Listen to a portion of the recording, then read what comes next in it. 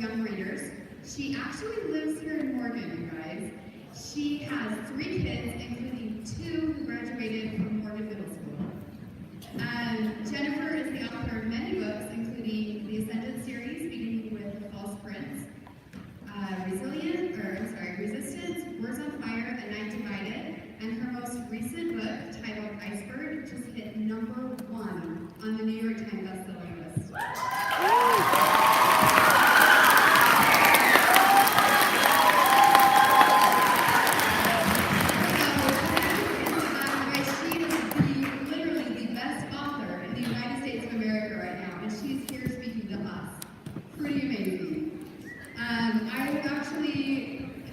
In addition to being an incredible author, she is an incredible person.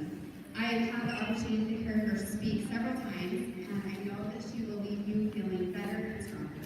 And we are just so grateful that she's going to speak to us.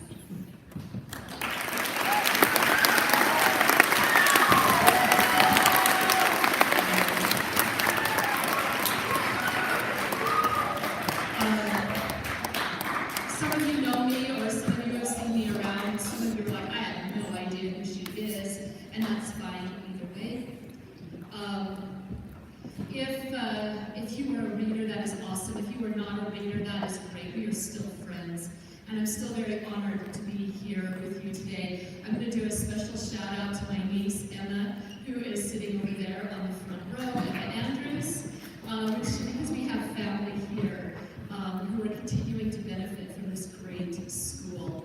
What I want to talk to you about, though, okay, I'm going to start with the #1 New York Times thing. When I first wanted to get published, I was living in Kaysville. I said to my neighbor, I think I might want to publish a book one day. She says, isn't that nice?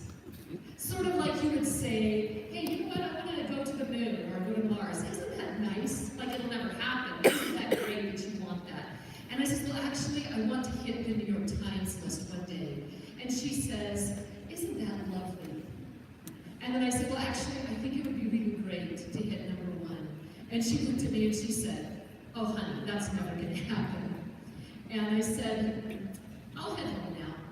And it wasn't that she didn't believe in me, it's just that she didn't believe it was possible for just a real person to reach that. And so eventually I got published. 2 years later, I hit the New York Times list.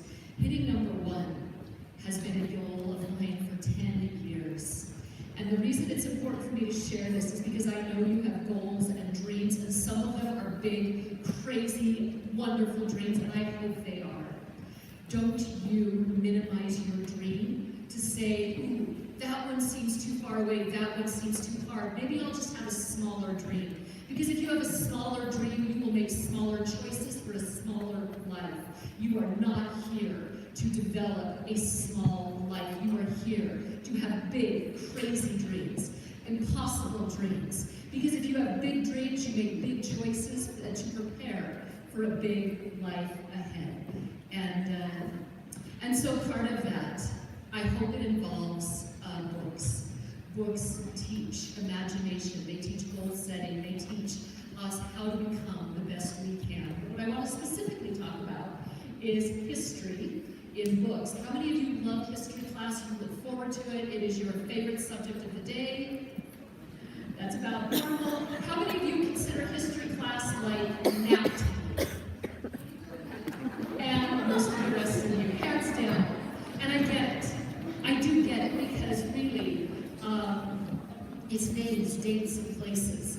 And it's very, very hard to care about names, dates, and places. However, I do believe that when we tell the stories of history, I believe that it is the best subject we can learn. I'm going to tell you a little bit about how I approach writing history. Now, the very first thing I do is, even though I love history, it doesn't mean I love all things, all times, and about history. There's themes I love.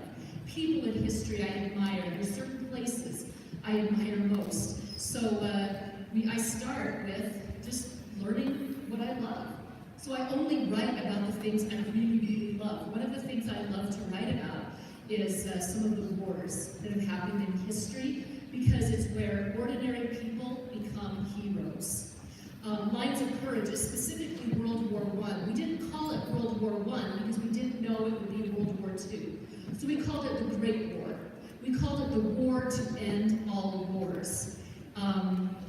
Learning about this was really fascinating to me. I loved learning about, for example, the weapons that they may have used, like that. And I have no idea what that is. I don't know if this is some Mickey Mouse inspired sort of a weapon, but I don't know. I think they think they're very cool wearing those. And I think we probably have more power in our cell phones than what those things contained. I thought that was really cool. I think it's really cool how they had bicycles with no wheels, which of course is how they would have to generate electricity, just pedaling endlessly, hours after hours, to get just this small amount of electricity. In World War I, they had camouflage ships. And if I say camouflage ship, you're probably imagining, something that blends into the background. A ship that could go right past you and you'd never even notice. But of course, in World War I, the camouflage ships would be like that. Bright, with huge patterns, contrasting patterns. The last thing these ships do is blend in with the backgrounds, but these ships probably saved the lives of thousands of British Navy soldiers because it confused the enemy. Where's the top of the ship, the bottom? Which way is it going? And the torpedoes had a hard time locking on to these ships in any strategic way. And I think they figured if they're going to have camouflage ships, why not just camouflage their horses, apparently as zebras, which I don't know how that makes any difference, but hey, World War I. But World War I was also a place where you might take a beautiful field like this, and then the war moves in, and within weeks, this becomes this. And these soldiers, they would dig deep trenches, these tunnels that they would dig, one for their side and then one to the enemy, and then no man's land in between. And these trenches that they would live in, they would fill with mud and water. This is where the soldiers lived. This is where they fought from. This is where they slept and ate and lived their lives in those trenches. And they would fight day after day, week after week, some months, and sometimes years, just to gain a few inches of ground, or then to lose a few inches of ground and fight to give it back. They're not fighting over miles of territory, inches, day after day. And then we have a war that it was a 5-year war.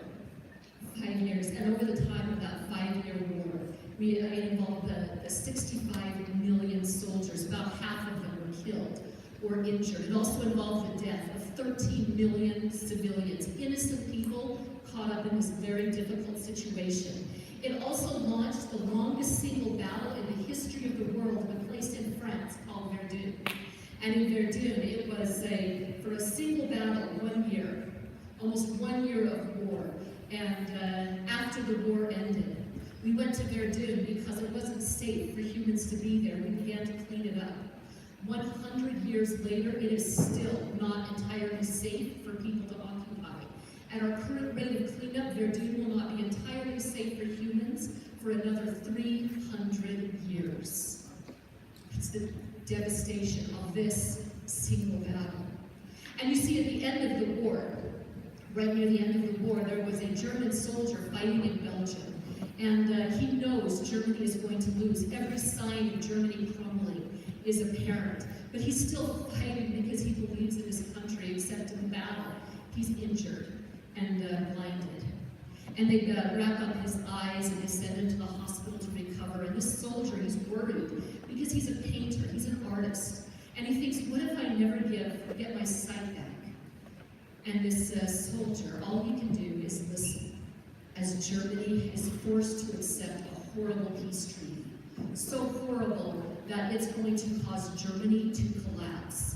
And this soldier, sitting there in his hospital bed with his eyes wrapped, vows that if he gets his sight back, he no longer cares about his painting. He vows he will do everything in his power to restore Germany to what it was before World War I. You know that man's name. That man's name, of course, was Adolf Hitler. And when he gets his sight back, he does everything in his power to launch World War II. World War II isn't World War II, it is World War I Part 2.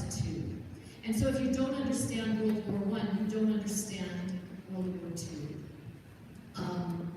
I'm going to introduce a slide. My neighbor is in the slide and in the book trailer that's going to follow. Trace, very sorry, man, but you're awesome. This is the stories of 5 kids from World War I.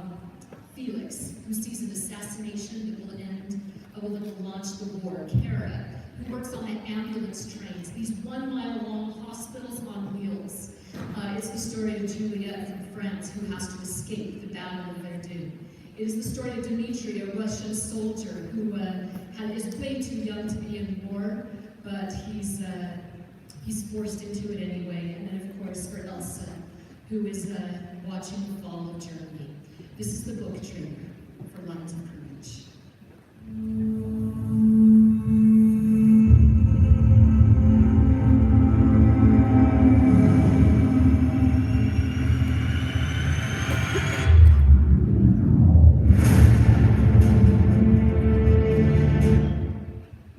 Sorry, there are no voices in this. We're going to watch it, but it should have voices.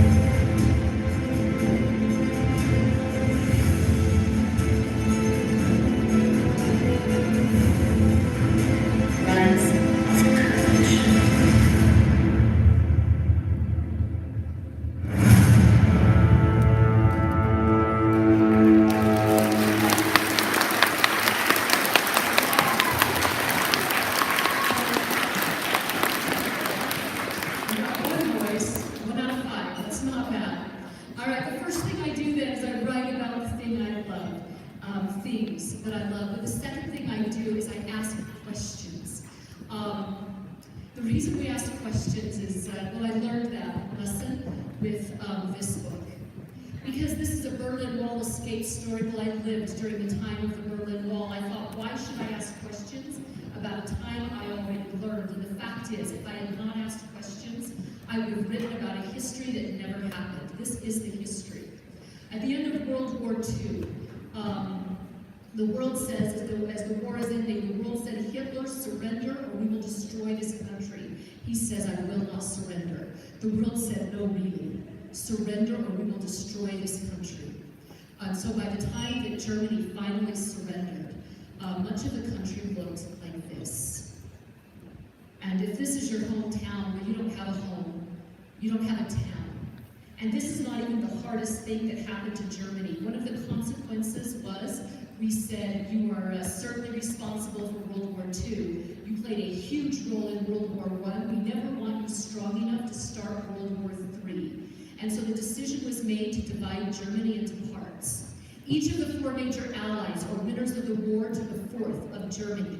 So over time, Great Britain, France, and the United States said, hey, we think alike, we work well together. Let's take our 3/4 of the country, that would be one country, that is West Germany. West Germany was free. They were modernizing. It became a great place to live. We said to Russia, do you want to work with us on running Germany? Russia by then had become communist with the philosophy of destruction of the West. So they said, no, we will not work with you. Our 1/4 of the country will be East Germany. It was a dangerous place to live. But see, we didn't only stop with dividing the country, we also divided the capital city of Berlin. Now this created a very interesting situation. It meant no matter where you lived in that red territory, if you could get into that little island of freedom of West Berlin, you would be free. And so in Berlin, the difference between freedom or not, it is which side of the street does your house happen to be on. And a lot of people living here in the East said if we lived there, we would be free, we would have more opportunities. And so even though it was illegal, and even though it was very dangerous, these families might find a quiet, unguarded street, take each other by the hand, very quickly, quietly cross into the West. Thousands of people began leaving. East Germany was emptying out. The government knew something had to be done. What happened is in your grandparents' lifetime. The date is August 13th, 1961. This is a Sunday morning. Everybody woke up the way you wake up on a Sunday morning, just expecting a regular day, but not this one. Not in East Berlin. Because when the people awoke out on the street, they hear orders being shouted, sirens in the distance, the sounds of heavy machinery. They knew something big had happened. They got dressed and went down on the street to this. Well, let me explain this photo. Right here, these are the citizens of East Berlin, regular, everyday people. They're no different than you and I. Do you see this barbed wire fence right there? Well, that was not there Saturday night. It was there Sunday morning. It surrounded the city. They literally built a prison around these people as they slept. Do you see those soldiers in between? That's not the enemy. That's their own soldiers. That's their own fathers and brothers and that boy who used to live down the street. Do you see which way those weapons are pointed? The message is clear. You want to leave the East? You want to get to freedom? There are consequences if you take one step out of the East. And over the next few years, that barbed wire fence will become the Berlin Wall. I told you, I didn't think I had to ask questions about the Berlin Wall. It's obvious, it's a wall. The only thing I didn't understand is why did everybody just climb over it and get to freedom? The answer is because it was not just one wall. The Berlin Wall, in fact, is this. And the name of it is the Death Strip. The reason it gets this name is if you wish to cross it, they would not try to scare you out. They would not even try to injure you. They don't want you to learn from your mistakes and try again. If you wish to cross the Berlin Wall, this is what it would take. You would start here, that is East German territory. If you were standing there, close enough to touch the wall, whether you touch it or not, that is grounds for your arrest. When you are arrested in the East, they're not taking you to the neighborhood police station and calling your parents. When you are arrested in the East, you disappear. And maybe you come home again, maybe not. Now that's for being close enough to touch the wall. This first wall, this is the backlit wall. It's about 12 feet high with that concrete tube on top. The reason for the tube is it's a circle. There's no natural place for a grip. You put your hands on it, the weight of your body will pull you away from the wall. But if you have a rope or a ladder or you're a good climber, yeah, you could get over that. Then you're inside. One of the first things you'll notice is the width. In some places, it's not terribly wide, maybe one end of this gym to the other. But in other places, it is the total length of a football field from end zone to end zone. And you won't know the width until you are inside and committed. You're going to put feet down on a sand trap. The soldiers kept that rigged very smooth. The reason they do is so that as soon as you start to run, you've already left your footprints behind. It's very easy for them to know which way you are going. And you will be going as fast as you can because you still have to get past these wires or a fence or a series of gates. And to do so, you're going to end up tugging on a wire that sends a signal to the guard tower. They get that signal, the floodlight comes on. If they have dogs, they will release them, and those soldiers come out for you. Get past that, you enter the minefield. The soldiers know where the landmines are buried. You don't. Beyond that is a road staffed by East German soldiers 24 hours a day, 7 days a week. As soon as they get that signal that someone is in sight, every vehicle in the area will converge upon you. You need to be running faster than those vehicles can drive because you still have to make it to the Berlin Wall. That is another 12-foot high wall. It's got coiled barbed wire running over the top. You've got to get over that without your rope, without your ladder, and with soldiers chasing you down. And if you do, you are free. And you can bet, after I heard that, I had questions. I absolutely did. Namely, what if on that barbed wire Sunday, half of your family is gone to the west? If they try to come home, they're going to be arrested. And what if half of your family is stuck in the east? If they try to leave, they're facing something far worse than arrest. And what if you're a girl who believes she has found a way to escape that? One day I answered all of my questions, and I began to write. So it's a powerful thing, the ability to ask questions, the ability to wonder why. And if you're going to do that, then you need to be wondering things with detail, looking for detailed information. It doesn't do me any good as a writer to know things in generalities. That top paragraph of Wikipedia is useless. It's when we dive into the details that history becomes so fascinating. For example, this ship. This is the Titanic. We all know about it. We know all the basics about the Titanic, right? We know that ship set sail on April 10th, 1912, bound for New York City from Southampton, England. We know that it was carrying about 2,240 people on board, and that on that Sunday night, 4 days later, it hit an iceberg. At 11:40 p.m., it would go down with about 2/3 of its passengers. There, that's the top paragraph of Wikipedia, which we all know, but when we dive into the details, we can ask questions like this. Could the Titanic have been saved if that sailor, a man named David Blair, had stayed on board the ship? Now, David Blair didn't need to do a single thing. He just physically needed to stay on that boat. Or B, could we have saved nearly everybody on board had we done one simple thing? Turn off the lights. Or could we have saved nearly everybody on board if that telegram operator had not been rude to another ship? Now, the answer to all three questions is yes. What I want to know is, which of these details do you most want to hear about? If you most want to hear about why David Blair needed to stay on board that ship, raise your hand. If you want to hear about why turning off the lights might have saved nearly everybody. And if you want to hear about that rude telegram operator may have cost the ship its life. All right, congratulations, guys. We're almost in thirds. We'll just do it all. All right, let's start with David Blair.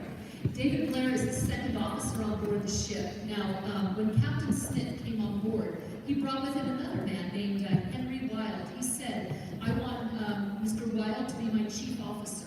The current chief officer on the Titanic said, no big deal, I'll be the first officer. The current first officer said, no big deal, I'll be the second officer. The current second officer was David Blair. And he said, no big deal.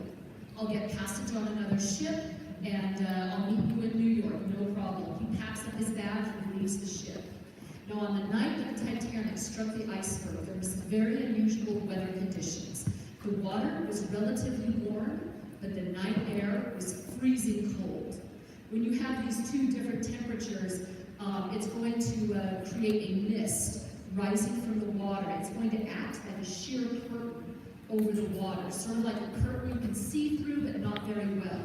It's enough of a curtain to hide an iceberg. But there's a lookout in the crow's nest high above the deck named Frederick Fleet. Frederick Fleet is a survivor of the Titanic, and he later testifies, we couldn't see the iceberg in enough time to avoid it, if only. And so the question is, if only what? If only what had been different? Could they have seen it? And he said, if only we had had binoculars up in the crow's nest. But here's the thing. The Titanic absolutely had binoculars on board. In fact, there was a set of binoculars up in the crow's nest with Frederick Fleet. They were just inside this little cabinet, a locked cabinet. It had only one key. That one key just happened to accidentally walk off the ship with David Blair in his pocket. By the time he realized it, it was too late. The entire history of the Titanic might have been different if David Blair had stayed on board. All right, let's talk about C first. That man's name is Jack Phillips. Jack doesn't work for the Titanic. He doesn't work for White Star Lines. He works for a man named Mr. Marconi. Mr. Marconi is the man who developed the overseas telegram operation, the ability to send Morse code overseas. So the way that Jack will earn his money is by sending telegrams for the passengers. He works in a room like this, and he has a thick stack of telegrams on his desk. Because the Titanic has been so far out at sea, he hasn't been close enough to send these messages. But finally, 10 p.m. Sunday night, the Titanic moves within range of Cape Race, right off the coast of Canada. Now it's still very far away. The only way that he's going to be able to hear, put on his headphones, turn it to maximum volume, which he does, and as fast as he can, he is sending telegram after telegram to earn some money. But only 1 hour away is another ship, the Californian. The Californian is at full stop for the night because they are surrounded by sea ice. The operator here wants to warn the Titanic, if you continue to come this way, you will encounter ice. And so he sends out a message of warning to Jack Phillips. But you remember, Jack Phillips has his headphones turned to maximum volume. When this message comes in from only 1 hour away, it is so loud. It is like someone is screaming in his ears. He is furious. He throws off his headphones. He types back to the Californian this message: shut up. Shut up, old man. I am working Cape Race. And the man here on the Californian is like, all right, that's fine. Tried to warn you, but clearly you have everything under control. And so he turned off his machine, closed up the office, and went to bed for the night. Only 20 minutes after Jack Phillips typed that message to the Californian, the Titanic struck ice. 20 minutes after that, he was desperately typing another emergency message to the Californian, begging for emergency assistance, but there is nobody in the office to receive it. The Californian didn't even know the Titanic had gone down until 5:30 the next morning. It is possible the entire history of the Titanic might have been different if Jack Phillips had shown basic courtesy to the man who was trying to save his life. Let's talk about B, turning off the lights. To understand this, we need to see a cutout of the side of the Titanic. The bottom half of that ship in the hull is divided by 16 walls called bulkheads. If necessary, they could close the bulkheads, seal them up, and they would be made watertight. If one bulkhead floods, the Titanic stays afloat. If 2 bulkhead areas flood, the Titanic probably stays afloat. 3 or more, the Titanic is in trouble. When the iceberg cuts across the whole of the ship, it immediately cuts across 3 bulkheads. So they knew right away, this ship will go down. And so there were men who worked on board the ship called firemen. Not because they put the fires out, but because they keep the fires running. They are about to make an incredibly heroic decision. Go down to the boiler room, keep the lights on so the passengers in the lower decks can see their way to the upper deck and have a chance of saving their lives. This is heroic because the firemen will lose their lives to do this. And so I respect their decision, but I also believe it's probably the worst decision they could have made. Here's why. The ship is sinking. It reaches E-deck level at the waterline. And E-deck is the very first level not divided by bulkheads. So when water runs across the ship, it will run across the entire length of the ship. And so the ship is slowing down as it's sinking. The reason is those bulkheads, I told you they're watertight. Well, they're watertight on the bottom. They're watertight on all 4 sides, but there is nothing overhead. These are boxes waiting to be filled. And so it'll take a while for the water to seep in and fill all of those bulkheads. Now, down in the boiler room, this is how they keep the lights on. Shovel coal out of the coal bins into the boilers where it will burn the coal. As it burns the coal, it generates energy. That energy is used to create electricity. The electricity runs in these huge power cables over the top of the boiler room. Now, water from the ocean, that salty ocean water, begins filtering into the boiler room. Salt water plus electricity creates a chemical reaction known as electrolysis. Electrolysis will do two things. The first thing, it will generate green water. At least 2 survivors testify of having seen green water that night. The second thing it will do is it will generate hydrogen gas. Hydrogen gas in a contained environment is wildly explosive. All it needs to explode is a single spark, say from burning coal.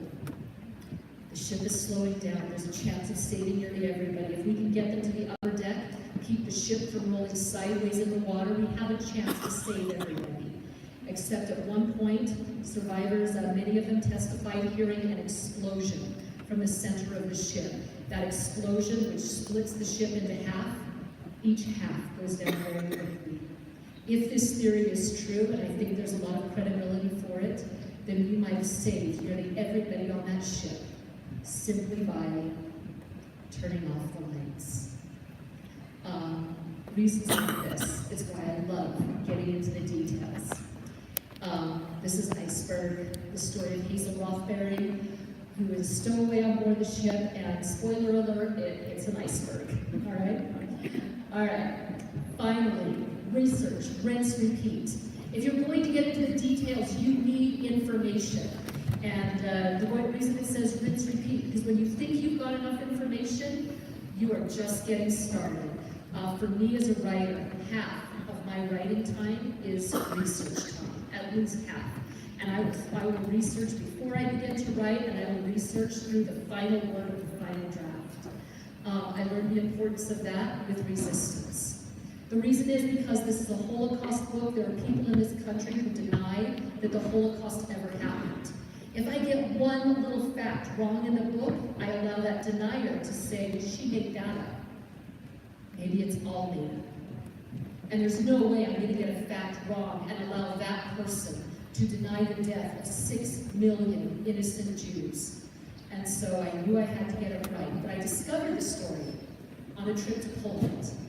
I went into a Jewish cemetery, and for you to look at the picture, it still does not properly communicate how tightly packed in those grave markers were. But think about the way that books are lined up on the shelf of your library, as tight as you can get them.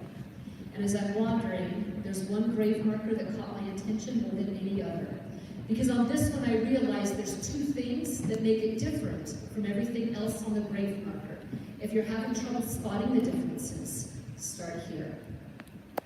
So this is the Goldberg family living in Krakow at the time of the Nazi invasion. At the top, you see Dad and Mom, who died in 1944. Below that, the younger sons Bernard and Marcus died in 1944. The daughter Sala died in 1944. And there at the bottom is Rafal, who died in 1986. And I thought, why him? Because see, for the rest of his family, it's probably not only the same year they died, probably it's the same day, and probably within minutes of each other, that family was killed by the Nazis, all of them but Rafal. That's when I noticed the second difference. Right below his name, you'll see his second name. That is Eugeniusz Kazmarczyk. That is a Polish Christian name. And I thought, what is a Christian name doing on a Jewish grave marker in a Jewish cemetery? It has no business being there. It bothered me enough, I had to do the research, and when I did, I got the answer to both questions. When the Nazis invaded, Rafal Goldberg was able to obtain false identification under the Christian name of Eugeniusz Kazmarczyk. That false paperwork and Rafal's ability to convince the Nazis that he was someone he is not is the only reason he survived when the rest of his family did not. And once I had that, I had to know more. So we start where it began. September 1st, 1939. That soldier who went blind in Belgium and gained his sight back, he started his quest to restore Germany to what it had been before World War I. He did that with the invasion of Poland. They didn't sneak in, they called it a blitzkrieg, that is a lightning war. Germany came in like lightning. They are so fierce on land, in air, they are flattening everything in this country as they move across it. So fierce, it only takes about 3 weeks 3 weeks before Poland collapses, that is Nazi-occupied territory. Once they had it, they said, all right, we're changing the capital. It is no longer Warsaw, it is now Krakow in the south. But at the time, 1 in every 4 people living in Krakow was Jewish. The Nazis did not like that. So they took a neighborhood of Krakow. They said, if you are Jewish, you must live in the boundaries of this neighborhood. Then they built tall walls around it in the shape of Jewish gravestones. That was not an accident, and they sealed it shut. If you were Jewish and caught outside the boundaries of that neighborhood, you could be arrested or more likely shot on sight. But the ghetto they built, it was too small. Only large enough for 15,000 Jews. That meant 45,000 have to leave. So who are they going to send away? Not the parents. There's jobs in the ghettos, the parents need them. Not the children, they needed to be with their parents. But there is one group, one demographic they figured they could send away. That was their teenagers. 8th graders, where are you? Yeah, your age and older. Kids had never been on their own in their lives. They had no idea where to go. Gradually, they remember the Drangers. Now, before the war, the Drangers had been like their scout leaders. They had a little farm outside of Krakow. He's 21 years old. He's a newspaper editor. She is 20 and a housewife. They have no military background. They barely have a background in life. But when these teenagers come, they say, yes, you can stay. And for a long time, they're sheltered. They're kept safe from the war. But gradually, they hear what's happening to their families back in the ghettos. They hear about actions and deportations, and about where those train cars are really going. And one evening, the Drangers gather all of the teenagers around them in a room. They explain to the teenagers, look, the time has come to make a choice, and know this, there's no good choice. There is no choice in which we have any chance to win. We won't. And we have very little chance to survive. The choice must be made. Option 1, do nothing. And if we do nothing, it is only a matter of time before we die on our knees to the Nazis. Or choice number 2, we fight back. And every teenager's hand in the room went up as they voted to bring the war back to the Nazis. They formed a resistance cell called Akiva. Within Akiva, there were jobs for the girls, there were jobs for the boys. I'm going to explain her job. You see, her job was to go back to the gates of the ghetto. She has to look that Nazi officer in the eye and convince him she is a Polish Christian. Because on her back, she is smuggling in money, food, information, and weapons. She has got to talk her way inside that ghetto. Once inside, she's got to convince her people, I am one of you. I am Jewish. Because now her job is to smuggle somebody out, get them to a safe house, and save their lives. This is not fantasy. This is not fiction. This happened. It was done by young people your age or a little bit older. I'm going to show you the book trailer for Resistance. You will probably recognize Morgan in this background, or people you know, because we made it here in Morgan.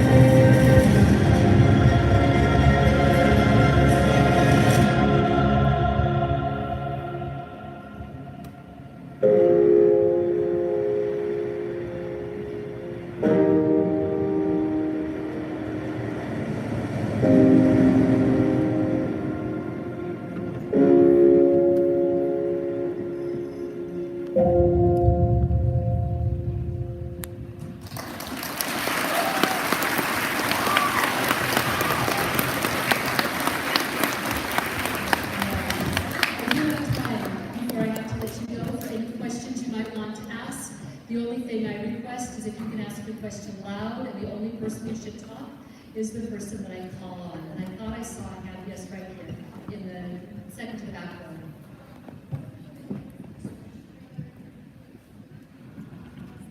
The question was, is there going to be a movie from the Reach Resistance trailer? I don't know.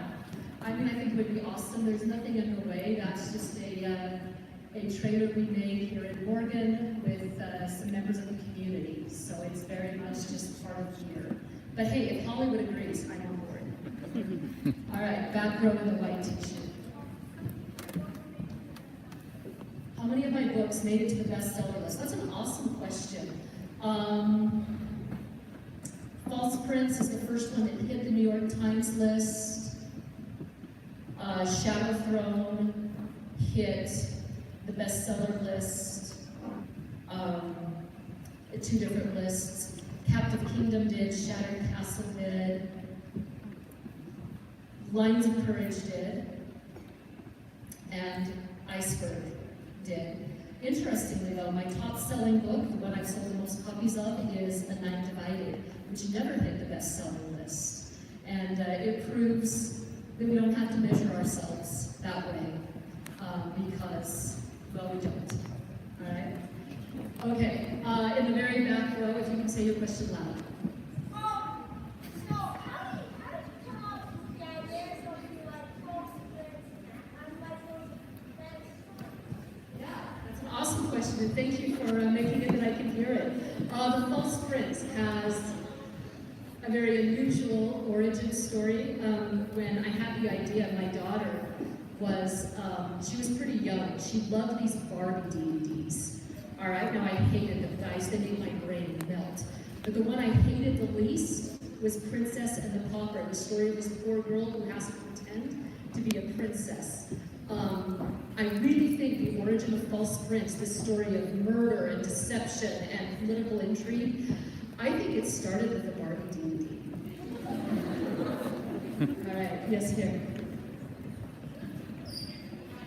Favorite to write? See, that's an interesting question. It's different than my favorite book.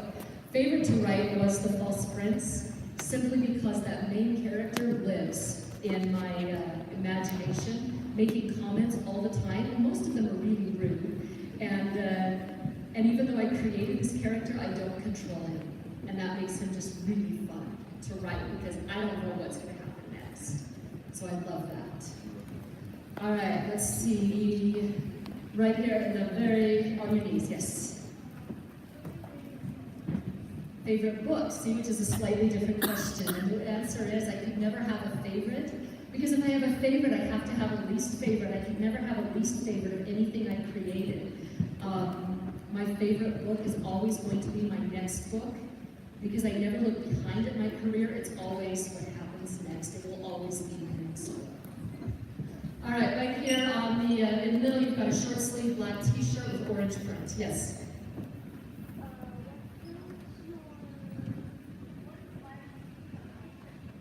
Oh, I'll hit the inspired to become an author in just a minute. Let me come over here and then I'll do that one. So we have two almost the same descriptions. Yes.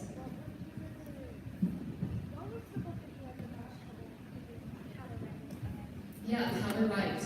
Okay, these are two awesome questions. What inspired me to be a writer? Sixth graders, where are you? Sixth grade, at your age. I had never seen an author, never met an author. To me, authors weren't real people. They were just people living other lives in super special places. And I'm this regular kid. I grew up in Bountiful. And I thought, you know, I ride bikes, I skin my knees, I fall off the monkey bars. I could never be an author until sixth grade. Any of you in here ever read The Outsiders by S.E. Hinton? I'm hoping to see a lot of hands on this side of the room. It is the top-selling young adult book of all time, sold more copies than Harry Potter. And in sixth grade, that was my book. It's the first time when I looked up the author. It wasn't a special person living a special life. It was a teenage girl from Oklahoma. And I thought, if a teenage girl from Oklahoma can write a book, I can write a book. So who inspired me? S.E. Hinton. And that book, The Outsiders. Now, which is the book I had the most trouble writing? Lines of Courage, because it was like not researching one country in one period of World War I. It was researching 5 kids, 5 countries, 5 years of war. And so it was 5 times the research. And then finding out how to bring all 5 stories together into one. So that was fun. But actually it was kind of fun. All right, let's do just a couple more questions. Let's do 2 more, and then I will end. I will tell you guys a real-life Berlin Wall escape story. We'll end there. So, very back row. Yeah. So, what would you say would be your craziest story that you ever Craziest story that I've ever written?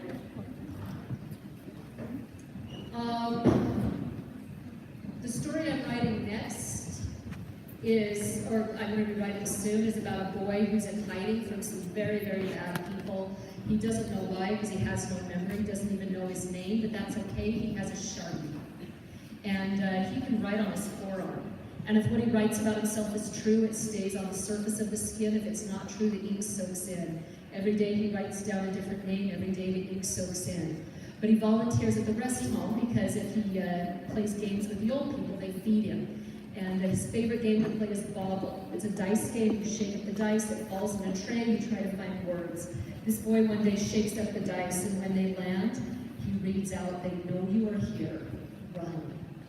So I'm going to do a story about a boy who has no memory, but he has a magic Sharpie and a bobble set that sometimes communicates to him. That'll be next. All right, right here. Yes. Have I thought about writing what? Any more books? Is that what was your question? Oh, any more? Every day. And I will continue to write until I can no longer hold a pen. All right, hands down, let's do a real-life Berlin Wall escape story. Okay? Here we go. 1979, 2 families made the decision to leave. They're not going to cross the death strip on foot. They are going to go over it in a hot air balloon. They divide the jobs between the boys and the girls. The job for the boys, build the basket, build the machinery.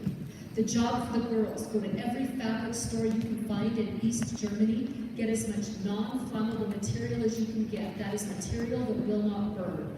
This is an unusual question. The girls knew they'd be getting questions, but they were ready. They'd say, oh, this is for a play, or we're having a wedding. Gradually, the girls got all the material they need. It is sewn into the shape of an enormous balloon. On the night they're going to leave, they go to their launch site, they park their cars, it doesn't matter where, because they can never come home again. They get the basket, attach the machinery, attach the balloon, everybody gets inside. There's 2 things they know. Number 1, a hot air balloon at night is a giant lantern in the sky. They know they will be seen. The second thing, they're going to have that bright light from the fire right in their faces, so they won't be able to see the land around them. So they'll never know exactly where they are. So the plan is simple. Go as high as we can, go west as long as we can. They light this thing up, it gets a little lift, so they cut the ropes, now they're committed. They're getting good altitude, that wind is carrying them somewhere westward. Everything is going perfectly according to plan. Until they make a discovery. Not all the fabric they bought was non-flammable. It catches fire, now there's a hole in the balloon, they're sending hot air out as fast as they are putting it in, and that balloon is going down way too fast. Finally, it crashes in some woods. Everybody spills out of the basket with the only concern that matters. Where is the wall? And the wall is not hard to find. It is less than a quarter mile away. And they're still in the east. From inside the death strip, they hear soldiers mobilizing. As quickly as they can, they grab the basket, grab the machinery. There's no time to grab all the fabric. They have to leave that behind. They race back to their cars. This is an all-night race, and during that time, they don't know who's seen their cars, who's recognized their cars, but from that moment, the countdown to their arrest has begun. So they can wait to be arrested, or try again. The job for the boys, repair the basket, repair the machinery. The job for the girls, go back to those same fabric stores. They're ready the first time with questions, but what do you say the second time? Really? Another play? Another wedding? And who do you suppose is in the fabric stores at the very same time with those East German soldiers? Hey, who's been in here buying this material? We need their descriptions, we need their receipts, we need their address. you call us the next time they come in. And one evening, the girls come home and they say, we have to leave tonight. If we don't leave tonight, we will be arrested tonight. As quickly as possible, it is sewn into the shape of a balloon. And not as big as before because they don't have as much fabric. And they don't have as good of a wind carrying them westward, but there is some wind.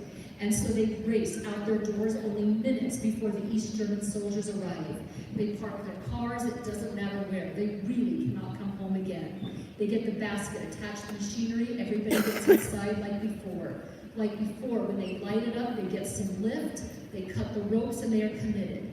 Again, they're gaining altitude. Again, they're moving westward somewhere. And again, everything is going according to plan. But the entire problem with this flight is everything seems to be happening again. This time it's not the fabric. This time it's the machinery. Somewhere in that first crash, it must have got a dent in it because there is no more gas in the machine, so there is no more hot air to go in that balloon. All they have is all they have. As that cold night air takes over, again the balloon is going down too fast. Again it crashes down in the woods, and again, the only question that matters is where is the wall? And once again, for all of their sacrifice, all of their risk, all that they have done to get this far, that wall is still only a quarter mile away again. This time, they are a quarter mile into the west. They make it out. You all were a wonderful audience. Keep your seats with me.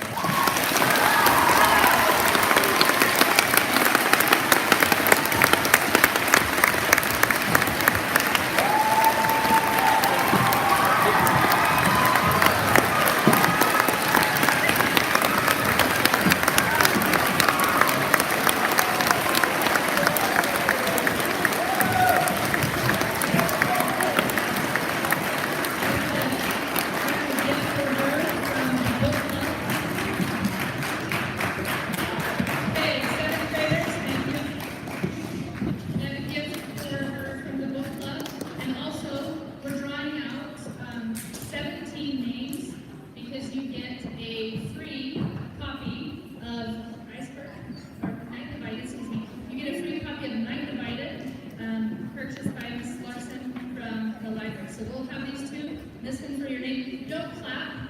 Let's just clap at the end when they say the name.